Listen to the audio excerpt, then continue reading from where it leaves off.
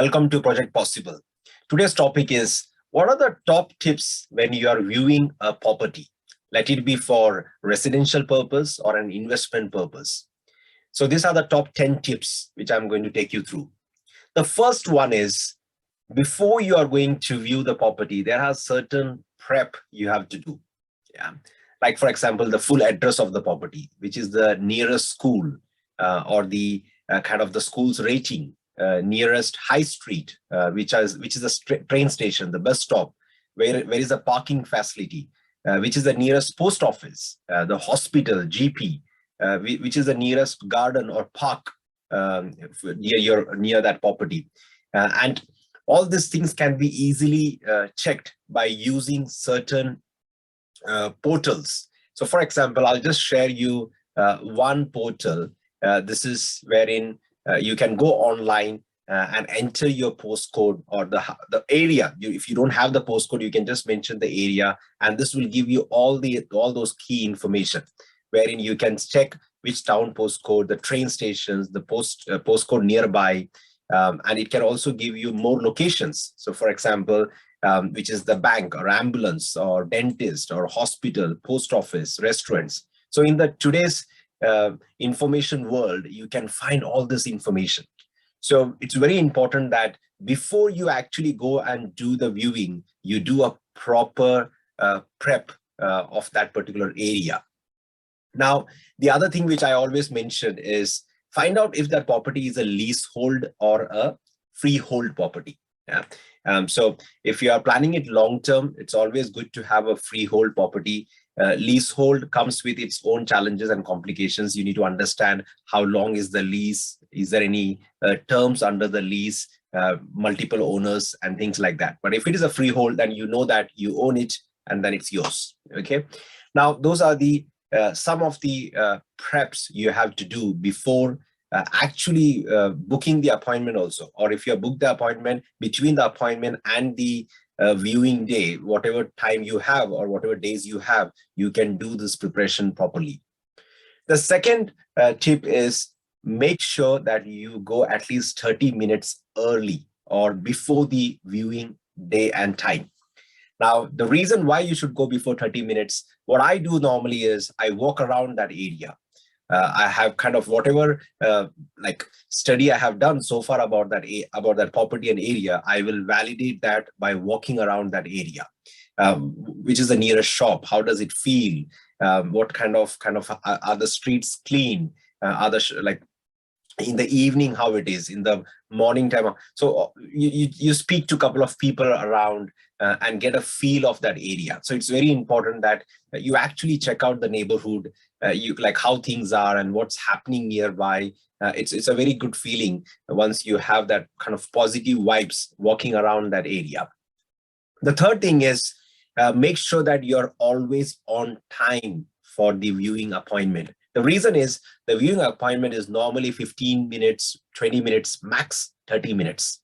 And if you're coming late 5-10 minutes, that has already eaten up your time. So you don't have quality time to spend in that property. Check all those things. So it's very important that you be on time and make the most of that viewing, what you're going to do. Fourth important thing is, what you have to do is, you have to kind of, once you enter the house, one of the things you feel is that a kind of a smell. So you can see if there is a high kind of a moisture in the house, or you feel that there's a kind of a smell, and that is a sign of damp. Okay. Now, there is a damp meter which you can buy. It does not cost much. You can buy a damp meter on Amazon and use the damp meter. If you touch that on the wall, it will tell you how much damp it is. Now, mostly the damps are in the bathroom. The damp is near the flooring. Okay, you will find higher damp there. The corners of the house and wherever the chimney and those areas wherein the potential of leak, water leaking can come in. So those are the areas where you will find damp. A lot of houses, you will see that the house was recently painted. Now, there are kind of, okay, if the person who's selling the house really want to get a value and then he has painted it, of course, that's a good thing. But majority of the time, the person who's selling the house, they paint the house. Why? Because there are cracks in the house which he or she wants to hide it, or there are damp which they want to hide it because they want to paint it, and then those things cannot be visibly seen. So you need to really look for the damp in the entire property. That's a very important thing. Now, adding into the point itself, what I need to say is that the cracks in the property, that's very critical. So if there are like if the house is in a kind of a hilly area, if the house is kind of in a terraced, like a semi-detached house, or there is a railway track going nearby, then those houses can have a lot of cracks, and those cracks can be really dangerous. And in long run, that house can be completely uninhabitable. So you never know. So what you need to understand is those things needs to be clearly checked. Just because the house is well painted and you can't see the cracks, you need to really look for the across the house, or those things can become really expensive in long term. Now, what's the fifth tip, which is the structural change. So when you are buying a property and when you visit the property, if you have seen any structural change, like the chimney is removed or certain things have been moved around, which is not according to the drawing of the house, then you will not get mortgage. Your mortgage application will be declined. So any structural changes, it's a straight away no. I visited one property wherein from outside you can see it's a 3-bedroom house, but it was converted into 2 flats internally. There was no split of title, nothing. It was 2 flats. And when I checked, there was no way that you can get a mortgage on that property. It was supposed to be a cash purchase. So you need to be really careful if there is a structural change in the property. Now we'll move to the 6th point. Check the the wiring of the property. Now you can't physically see the wiring, but what you can see is you can see the switchboards, the fuse, and the electrical equipments, the cables, because this most of the houses are like 40, 50 years or 100 years old, and we don't know when was the last cabling wiring was done. So it can cost you easily 9,000 to 10,000 pounds if you want to do the wiring for the entire house. So you need to really check all those things. Is there any electrical certificate available which will validate those things have been well tested and looked after? So very important. Check for the boiler. If the boiler is working properly, if the hot water is coming in the shower and the taps, because a boiler can cost you easily a couple of thousand pounds. It can be easily 2,000-3,000 pounds, and with the installation and things like that. So those are the things when it comes to gas supply, electricity. Make sure those things are working properly. The radiators are working properly. Or else, before you move into this house, you need to spend a bit of amount on this electrical and gas equipments and all those things. So you need to be really careful about it. The 7th tip, I will say that the roof, most of the houses, as you know, it is 50, 100 years old. Roofs are not that great. And if they have not repaired their roof in the last 20, 25 years, then potentially there might be a repair coming soon. Is there any leak, water leak? Is the when it rains, is there a proper outlet for the water to go? And if there is no proper outlet, automatically the water will force into the walls, and then it create dams and leak, and it will damage the roof as well as the house. So you need to make sure that you check the roof. I have seen a lot of people, they go and see the houses and they never check the roof at all. So you have to take the pain to go and check the roof properly from outside, from internally, and get a feeling of it that it's pretty okay. Yeah, and those are the things where you can negotiate the price with the seller. Yeah, so if you need additional wiring, if the boiler needs a servicing and replacement, if the roof needs maintenance, those are the things where you can negotiate the price with the seller, and the seller will accept it because it's black and white, it's there, and those things can be negotiated. Because a roof will easily cost you 7,000 to 10,000 pounds. So Just imagine like you buying a house and in a year or 2 years time, you need to replace the roof. Yeah. The eighth point is the flooring. So the moment you go into the house, you will see there are different kinds of flooring. But underneath that flooring, there are two situations. One is a wooden flooring and one is a concrete flooring. If it is a concrete flooring, then it is easy to repair and maintain and things are okay. But if it is a wooden flooring, then there's a bit of a worry there. So if that flooring is quite old and not looked after, then there is a possibility that you might have to change the entire flooring. So that's something which you need to be really careful. If there's wooden flooring and there are a lot of gaps, it can cause a lot of accidents and dangers.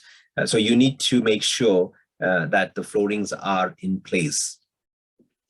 And what I have noticed is the staircase and the landing of the staircase, that's where the most of the flooring goes bad, or the carpet or whatever format it is, it can go bad. So that's the area which mostly you need to look out.